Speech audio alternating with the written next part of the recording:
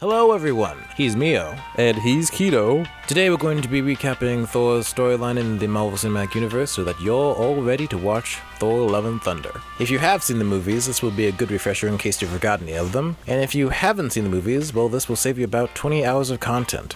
Jeez. First up, the movie Thor. Thor is a grown Asgardian who is still too bratty and immature to become king, so Odin straight up yeets him down to Midgard, yeet, and places an enchantment on Mjölnir, Thor's beloved hammer, that only a person worthy of Thor's power can wield the hammer. So, Thor is stuck on Earth with no powers.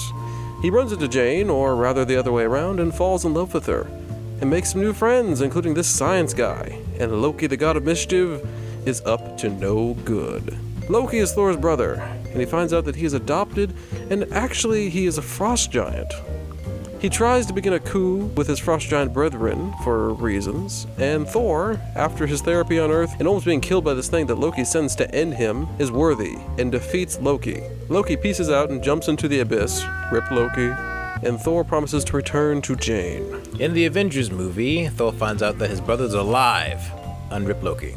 He goes down to Earth with intent to bring him back to Asgard, but Loki is part of a bigger plan. Thor gets caught up in some super drama, but the Avengers rally together, and Thor manages to stop Loki in the end and bring him and this blue cube back to Asgard. Now onto Thor Dark World. Thor wants to get back together with Jane because it's been like 2 years. Odin says he must become king.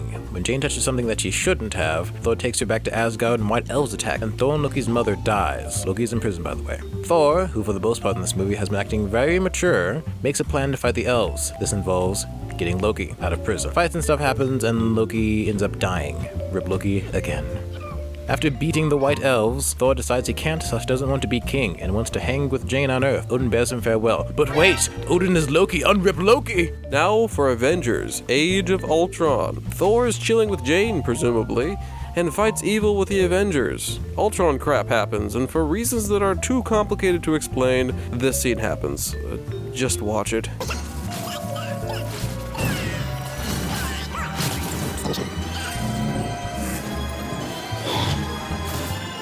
Which inspires him to make his vision a reality? I guess that explains it. After defeating Ultron, Thor heads off to investigate some stuff about the Infinity Stones. On to Thor Ragnarok. After running around the universe looking for some stones, Thor returns back to Asgard and finds that his brother Loki is alive. Thor forces Loki to tell him where he trapped Odin to take over his position and pretend to be king. They eventually find Odin, but he dies.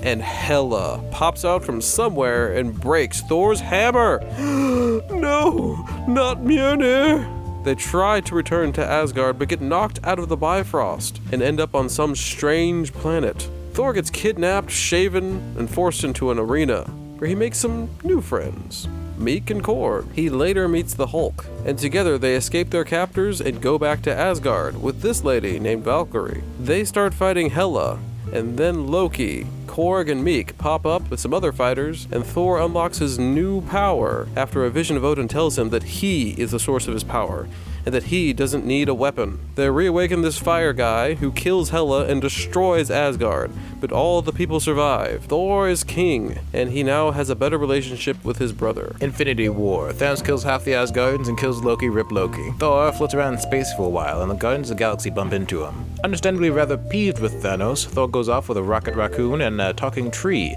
to go get a new weapon, completely destroying what Odin said to him in the previous movie. Using his new weapon that is like an axe thing, he uses the Bifrost, and he and the raccoon and tree transport to Wakanda, where the Avengers are busy fighting Thanos and his cronies. Thor throws his new axe weapon at Thanos, but he doesn't go for the head, so Thanos unleashes the Snapperning, which wipes out half the universe's population, and then he bears a hasty retreat. We're in the Endgame now. Avengers Home Invasion. The Avengers locate Thanos and break into his home, uninvited, and Thor chops off his head. 5 years later, Thor is a big, fat, lazy, beer-guzzling, Fortnite-playing joke. And after going back in time, if you haven't seen Endgame, please don't ask, he finds that he is still somehow worthy and gets his old hammer back.